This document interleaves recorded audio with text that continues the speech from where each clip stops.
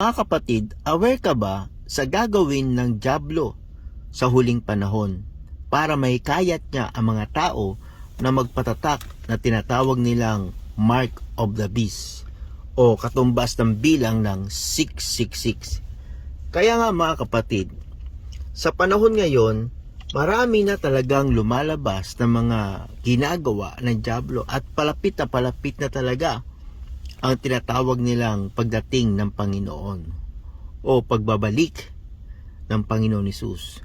Pero siyempre, merong gagawin ang dyablo para marami siyang matatakan. Lalo na yung mga taong hindi makadiyos o hindi nakasulat ang pangalan sa aklat ng buhay. So ano bang himala ang gagawin niya ng dyablo para may kayat niya ang mga tao magpatatak sa kanya? At gusto niya mabilib ang mga tao na maniwala sila na siya ang Diyos.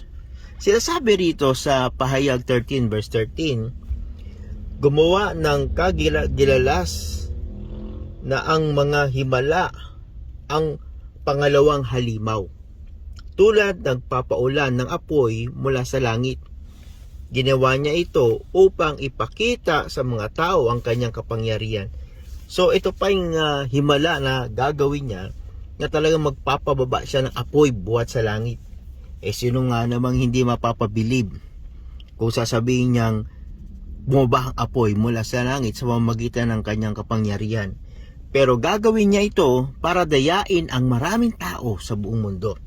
Kaya kung hindi mo alam ang nakasulat sa Biblia at hindi ka nagbabasa, madaling madaya kahit na ikaw ay sinasabi mong Kristiyano ka, pero malamig ka naman at hindi ka nagbabasa ng salita ng Diyos. Pagdating ng panahon na yan, baka madaya po tayo mga kapatid, kaya lalo tayong maging maingat. At sinasabi pa po dito, ang dyablo ay gagamit ng mga kayamanan sa mundong ito. Bakit? Kasi hawak niya yung kayamanan sa mundong ito. Pera o ano man nakikita natin dito, madali nang maakit ang tao, lalo na pag pera ang pinag-uusapan. Pagdating sa pera, ang tao ay pumapatay. Pagdating sa pera, lalo na pag alipin siya ng droga o sa karangyaan sa mundong ito, madali na silang magpatatak dahil ooperan sila ng kayamanan ng dyablo para tanggapin nila yung mark. Kaya yung time ni Jesus Christ, sinabi ito ng dyablo sa kanya.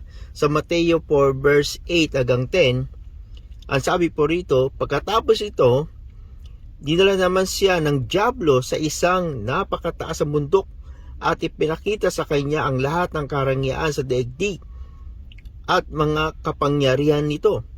Sinabi ng dyablo sa kanya, ibibigay ko sa iyo ang lahat ng ito kung magpapatira pa ka at sasamba sa akin.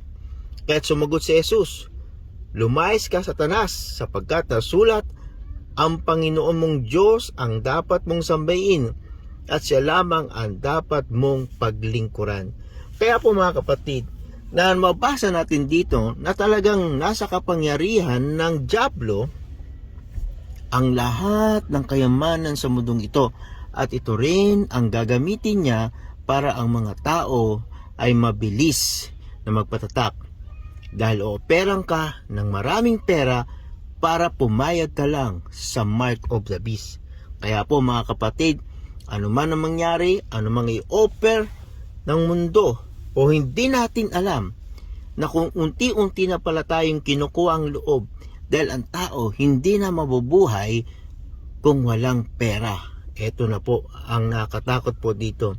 Kaya kailangan huwag tayong matangay sa kayamanang ito upang hindi tayo madaya ng halimaw, dahil isa ito sa gagamitin niya para ang tao ay bumigay at magpatatak ng Mark of the Beast.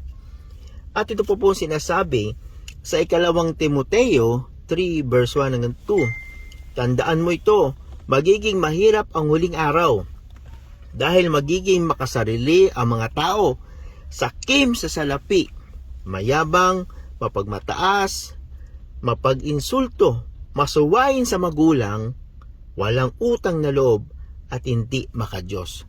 Kaya nga po, eto dito na natin mababasa. Ang mga tao in the last days, magiging sakim na sa salapi. Hindi nila alam isang araw, babalik ang Panginoon. Isang araw, haharap tayo sa Panginoon.